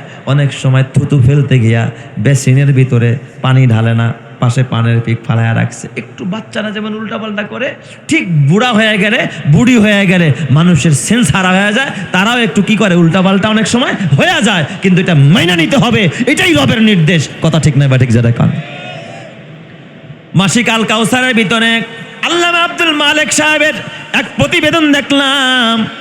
এ আমার বাজান, সেখানে লিখেছেন এক বুজুর্গের ঘটনা। সন্তানরা বাবারে নিয়ে হজের সফরে যায়। হজে যাওয়ার সফরের মধ্যে যখন সন্তানরা বুড়া বাবারে নিয়ে হজে যায়, বাবা একবারে খুনখুনা বুড়া হয়ে গেছে। এই বাবারে নিয়ে হজে যাচ্ছে সন্তানেরা। কিছু দূর যাওয়ার পর এক জায়গায় মঞ্জিল করছে। আগের যুগের হজের সফরগুলো মানুষ সফর করত, জায়গায় জায়গায় অবস্থান করত, 2 দিন থাকতো, 3 দিন থাকতো, আবার সফর করত।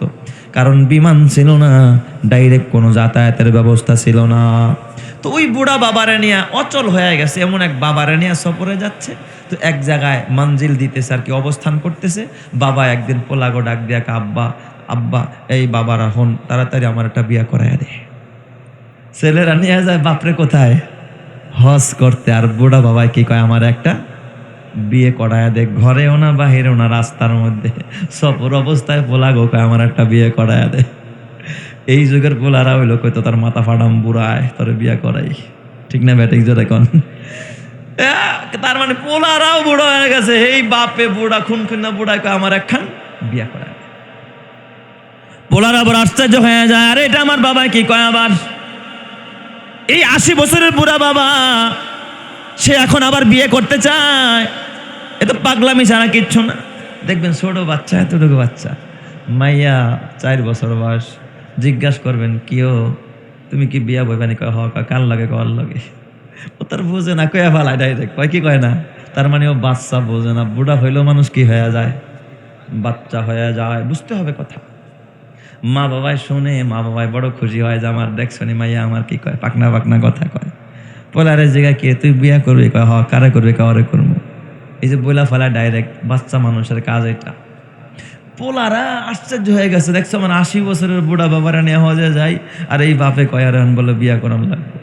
তো এখন বাপেরে কিছু কয় না, বাপেরে ওই তাঁবুর মধ্যে বসায়া এই ছেলে দুইজন এলাকার মুরব্বী যারা আছে, বুড়া মানুষের মধ্যে বুদ্ধি কম না বেশি, এলাকার যে স্থানীয় মুরব্বীরা আছে এদের কাছে গেছে যায়, কয় বাজান আমার বাপরে নিয়ে হজে যাইতেছে, আমার বুড়া বাপে তো পাগলামি শুরু করছে, বিয়ে করতে চায়, কি করতে পারি একটা পরামর্শ দেন। ওরা আর কিছু জিজ্ঞেস করে না, ডাক দিয়া বলে বাবা রে এই মঞ্জিল ত্যাগ করো, সামনের মঞ্জিলে চলে যাও। বুড়া মানুষরা পরামর্শ দিছে যে এখান থেকে এই জায়গাটা ত্যাগ করে সামনের আরেক মঞ্জিলে গিয়ে একদিন সফর করে আরেক জায়গাতে তোমরা সেখানে আবার থাকবা, ওখানে চলে যাও, এখানে আর থাইকো না। ঠিক তার আর কোনো কথা নাই। বাবার কয় বাবা চলো সামনের দিকে যাই, বাবারে নিয়ে সামনের মঞ্জিলে গেছে। যাওয়ার পর এখন আর বাপে কয় না যে আমার বিয়া করাও, বিয়ের কথাটা তো কয় না আর কি। পোলারাই চিন্তা করলো বাপে একটা আবদার করলো, যদি এটা পুরা না করি খারাপ দেখা যায় না, যে আব্বা আপনি তো বিয়ে করতে চাইলেন, তাহলে কি এখন বিয়ে করায় দিমুনি? কি কইছে আমি বিয়ে করতে চাইছি। সুবহানাল্লাহ জোরে কোন সবাই। বাপে কি কয়, এই কি কইছে আমি বিয়ে করতে চাইছি, আমি বুড়া মানুষ, হ্যাঁ তোরা আমার সাথে মজাক করস, আমি বিয়ে করতে চাম কেন, এই কথাকে আমি কইতে পারি? হায় হায় কয় কি আমার বাপে ওই মঞ্জিলে থাকতে আমার বাপে আমার জ্বালাইছে সারাদিন, বিয়া করায় দাও বিয়া করায় দাও। আর এখানে আসার পর আমার বাবা সব ভুলে গেছে, আমার বাবাই কয় না এই কথা আমি জীবনেও বলি নাই। অনেক সময় বুড়া মানুষ উঠলে কয় এক কথা, বসলে কয় আরেক কথা। এই অবস্থা আল্লাহ তাআলা বলে ফালা তাকুল লাহুমা উফ, খবরদার উফ শব্দ বলবি না। তোর বাচ্চা একটা গ্লাস ভাঙলে যেমন উফ করস না, ঘরে পায়খানা করে তোলা পাড়া কিচ্ছু বলস না, তোর বাবাই করবে তাতে উফ বলতে পারবি না। এটা কার নির্দেশ? এই জোরে কর, এটা কার হক? বাবা আমার হক, তুই কিচ্ছু বলতে পারবি না। আল্লাহ কয় জবান আছে বন্ধ রাখ। এরপরেও বাচ্চারা যেমন আদর করে ধোয়া দাস, আদর করে কুলে করে খাটে নিয়ে বসায়া দাস, শোয়া দাস, ক্রিম মাইখা দাস। তোর বুড়া বাবারেও হাসি মুখে ক আব্বা চিন্তা করে আমি আসিন, আপনার টেনশনটা কিসের, অসুবিধা নাই, আপনি এখানেই প্রস্রাব করেন, বাবা আমি হাত দিয়া পরিষ্কার করব। এমন একটা কথা বুড়া বাবারে বলে দেখিস, তুই অজান্তে তুই যখন থাকবি না তোর বাবা একা একাই কাঁদবে আর বলবে আল্লাহ বুড়া মানুষের পায়খানা কত গন্ধ, আমার বাবাই আমার সন্তানটাই পরিষ্কার করে। এই যে তোর বাবা একটা দোয়া দিয়া দিবে, এই দোয়ার বরকতে বাইজিদ বোস্তামের সাথে তুই খোদার জান্নাতে যাবি। চিৎকার মেরে কন আল্লাহু আকবার। ঠিক না ব্যাটিক জোরে কন। ফালা তাকুল লাহুমা উফ। ছেলের আশ্চর্য হয়ে গেছে, আর এটা কোন ধরনের পাগলামি, আমার বাবা আগের স্টেশনে করে বিয়ে করবো আর এখন জিগাই কয় না আমি এই কথা কই নাই। ছেলেরা ডাক দিয়া বলে বাবা আপনি একটু এখানে বসেন আমরা আসতেছি। এই কথা বইলা ভাই দুইজন আবার পেছনের স্টেশনে গেছে। ওই জায়গায় যেই মুরব্বিগো পরামর্শে বাবার এখানে আনছে, ভাবছে মনে হয় আমার বাবার কি সমস্যা, আমার বাবার বয়সীর মানুষরাই জানবে, তাহলে ওই মুরব্বিগো কাছে আবার যাই। ওইখানে যাই আবার মুরব্বিগো জিজ্ঞাসা করছে চাচা যান আপনারা, আমার বাবাই যখন বিয়ে করতে চাইলো আমাদের কাছে বলছে, আমরা আপনাদের পরামর্শ চাইলাম, আপনারা বললেন এই জায়গা ত্যাগ করো, আরেক জায়গায় যাও, সামনের স্টেশনে যাও। সেখানে গেলাম, কিন্তু ওখানে যাওয়ার পরে বিয়ে করবে তো দূরের কথা, আমার বাবাই সব কথা ভুললেই গেছে। তাইলে বুঝলাম না এখানে থাকতে বিয়ে করতে চাইলে আর ওখানে গিয়া কেন ভুলে গেল, একটু আমারে বোঝায় এখন। এলাকার মুরব্বীরা ডাক দিয়া কয় এ বাজান তুমি বুঝবা না, এটা সোহবতের বরকত। তোমার বাবা যেই জায়গার ভিতরে আমাদের এই জায়গায় যেখানে অবস্থান করতেছিল, এখানে এমন কোনো মানুষ নাই। আমাদের কাছেও তোমরা যারা পরামর্শ চাইছো আমরাও 2 হান 3 হান করে করছি। এই জায়গার মধ্যে সবাই 2 হান 3 হান করে বিয়ে করে, আর এই মাটির মধ্যেই তোমার বাবারে বসাইছো। এই একটা জমিনের প্রভাব আছে, এলাকার একটা প্রভাব আছে।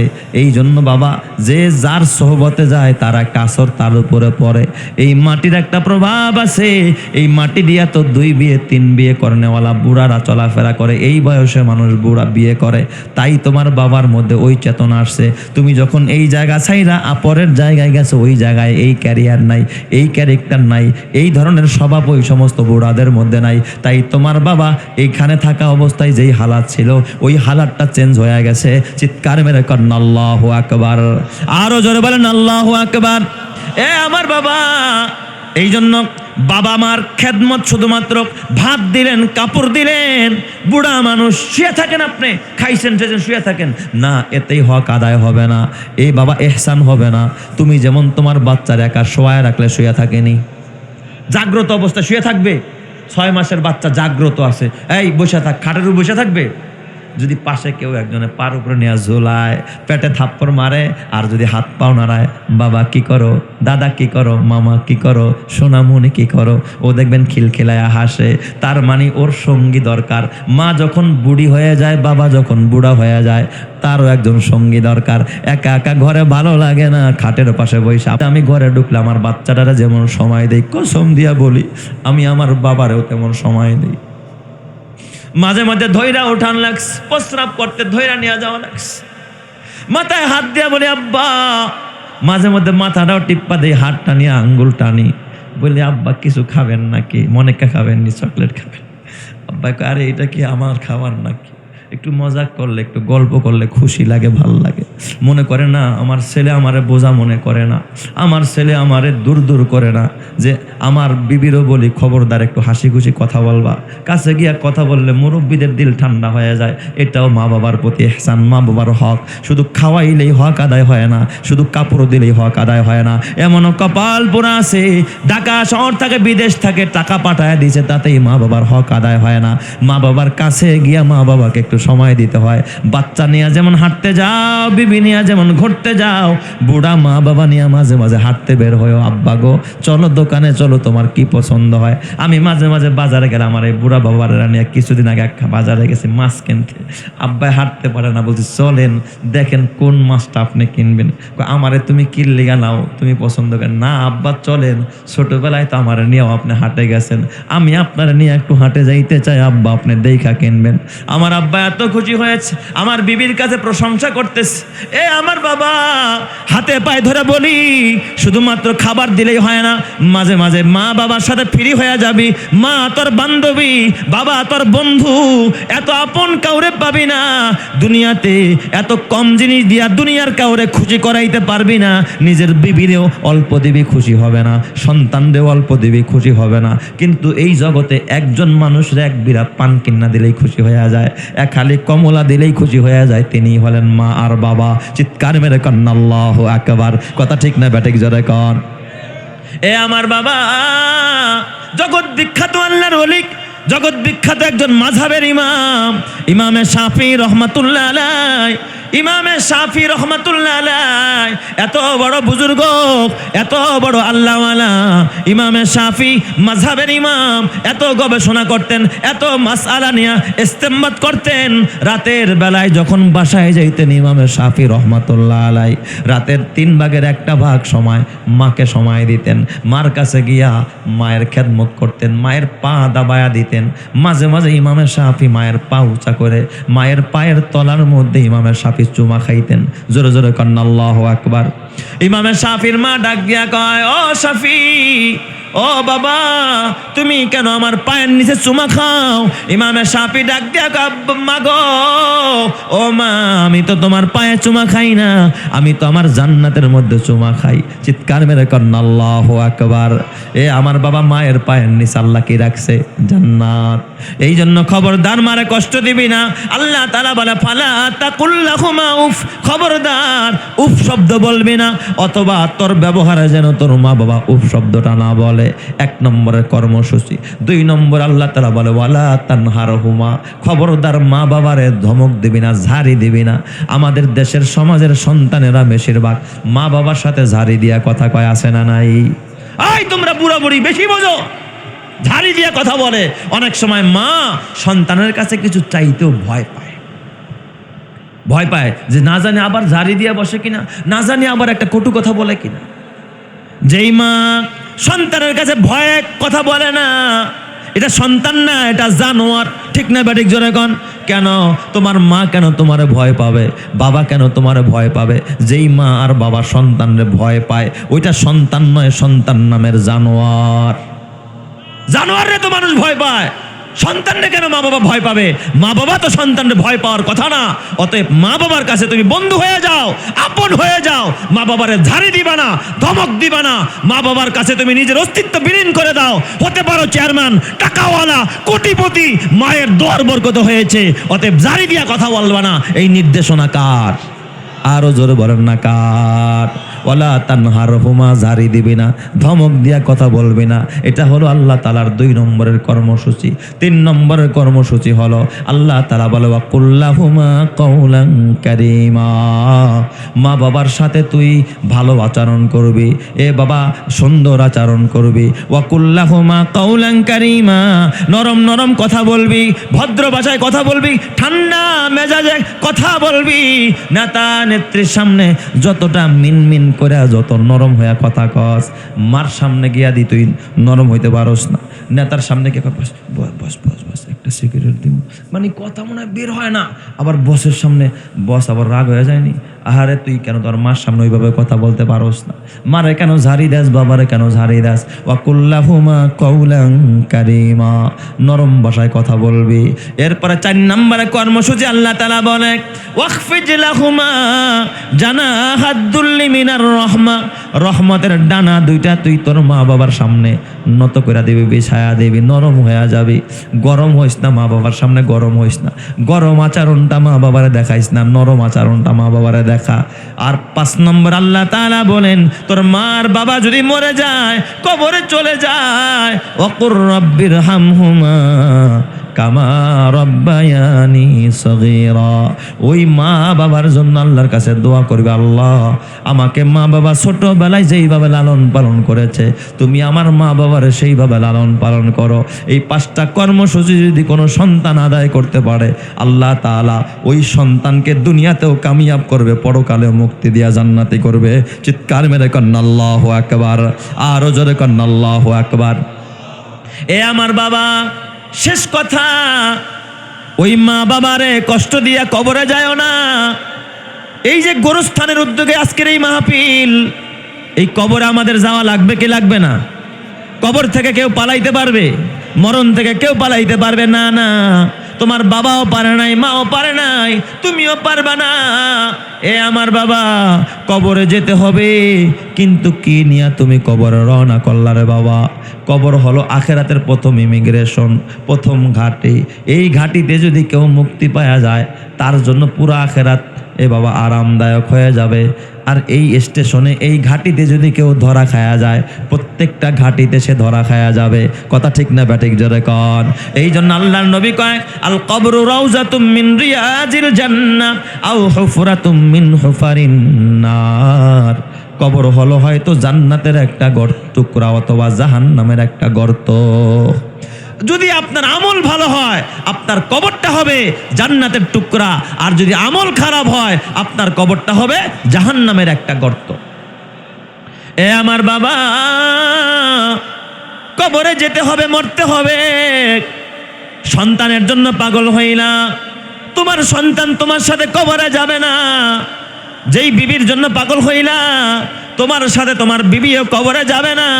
দেখো না, এই যে হাজার হাজার মানুষ তোমাদের এই কবরস্থানে যারা শোয়া, বলো তো কারো সন্তান কি বাবার সাথে কবরে গেছেনি? কারো স্ত্রী কি কোনো স্বামীর সাথে কবরে গেছেনি? কেউ কারো সাথে কবরে যায় নাই।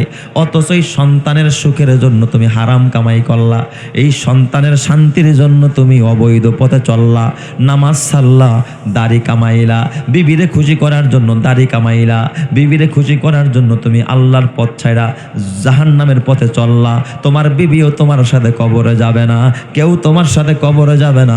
তোমার সাথে যাবে নেক আমল, তোমার আমল যদি ভালো হয়, কবরকে জান্নাতের বিছানা বানায়া দিবে কে? কবরের ভিতর আল্লাহ জান্নাতের বিছানা বিছায়া দিবে। এই জন্য আমার বাবা হাতে পায়ে ধরে বলা যায়, কোন মানুষ যদি মারা যায়, মারা যাওয়ার পর তার বানানো ঘর, যেই ঘরটা সে বানাইলো, ওই ঘরের ভিতরে যদি কেউ টেলিভিশন দেখে গুনাহ করে, তাইলে যার টাকায় বানানো ঘর, যার টাকায় কেনা টেলিভিশন, ওই গুনার অর্ধেক গুণা কিন্তু তার কবরেও যাবে, যাবে কি যাবে না? আর তোমার টাকায় যদি নেকের আমল হয়, তোমার মরে যাওয়ার পরে তোমার ঘরে যদি কেউ কোরআন তেলাওয়াত করে, তোমার টাকায় যদি কোনো কোরআনের তেলাওয়াত হয়, নামাজ হয় কোনো ঘরে, তাহলে ওখানে ওই নামাজি নামাজ পড়ে যেই পরিমাণ নেকি পাইলো, এর একটা অংশ আল্লাহ তোমার কবরে পৌঁছাবে। ঠিক না ব্যাটিক জোরে কান? এই জন্য আমার বাবা মরার পরে দুনিয়াতে ভালো কাজ হইলেও ভালো কাজের সওয়াব, ভালো কাজের সওয়াব মা বাবা কবরে পায়, দুনিয়াতে মন্দ কাজ হলেও মন্দ কাজের গুনাহ মা বাবার কবরে যায়। ঠিক না ব্যাটিক জোরে কান? এই জন্য মরার আগে ভালো কাজ করার দরকার আছে না নাই? এ আমার বাবা, এই দুনিয়াতে তুমি সন্তানের জন্য পাগল হইলা, ছেলে মেয়ের জন্য পাগল হইলা, বিবির জন্য পাগল হইলা, ক্ষমতার জন্য পাগল হইলা, কিন্তু কবরের চিন্তা করলা না। এই দুনিয়াতে তুমি যতই করো আমার আমার, চোখ বুঝেই দেখো লাগবে তোমার শুধু যে আধার। যাদের প্রেমেতে তুমি গো আজ হলে দিওয়ানা, এরা জেনে নাও কেউ কবরের সাথী হবে না। কেউ বুঝা তোমার নিবে না সেই হাসর ময়দানে, কি আমল তুমি করলে নিয়ে যাবে সেইখানে। ফুল ফোটে যেমন ঝরে তেমন খোদার বাগানে, আয়ু কতক্ষণ কার এখানে কে বলো জানে। তাই থাকতে সময় নাও বুঝে ভাই জীবনের মানে, সব আছে লেখা দেখে না ওই আয়াত কোরআনে। এই দালান কোঠা জমিদারি সব পরে রবে, এই সব কবরে নিয়ে গেছে কে বলো কবে। 2 গজ জমি কয়েক গজের ওই সাদা কাফন, শুধু এইটুকুতেই হবে তোমার জেনে নাও দাফন। যা পুঁজি তোমার এখনো তার বুঝলে না মানে, সব আছে লেখা দেখে না ওই আয়াত কোরআনে। ফুল ফোটে যেমন ঝরে তেমন খোদার বাগানে, আয়ু কতক্ষণ কার এখানে কে বলো জানে। আল্লাহ তুমি বুঝার তৌফিক দাও, জোরে কান আমিন।